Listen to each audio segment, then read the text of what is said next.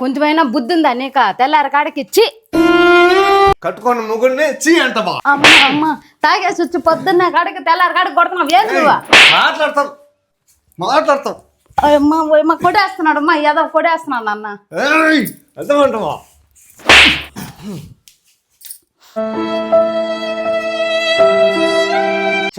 పెద్ద పోరైపోతుంది దీంతో.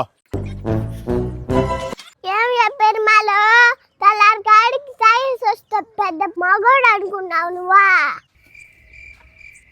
మగాడంటే అది కాదు తాత.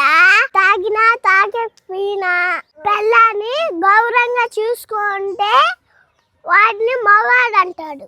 నువ్వు తెల్లారి కాడికి నీ భార్యని కొట్టావు. అదే నీ భార్య లేకపోతే నీకు పరిస్థితి ఆలోచించుకో. 10 రూపాయలు సంపాదించడం గొప్ప కాదు తాత.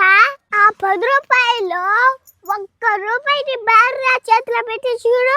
ఆ పిచ్చిది 100 మందికి 100 సార్లు చెప్తాది ఆ రూపాయి గురించి. నేనే తక్కువ చేస్తున్నానా? పోమేడంచా తెచ్చి పెడితే ఒక్కటే ప్రేమగా తాత.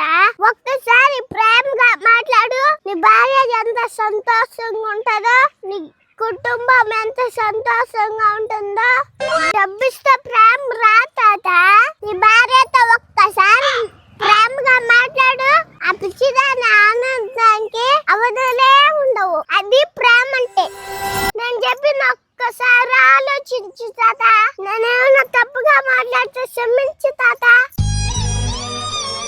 తల్లి నీ మాటలతో నా కళ్ళు తెరిచిన తల్లి.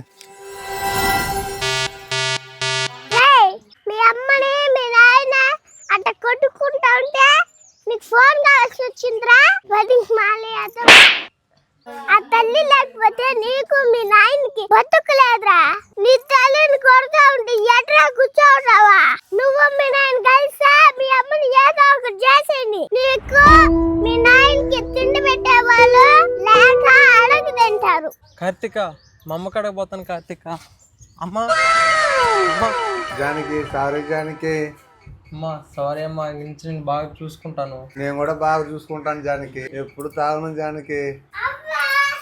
సూపరు కత్తి తురుము బంగారు తల్లి. బంగారు తల్లి. బంగారు తల్లి.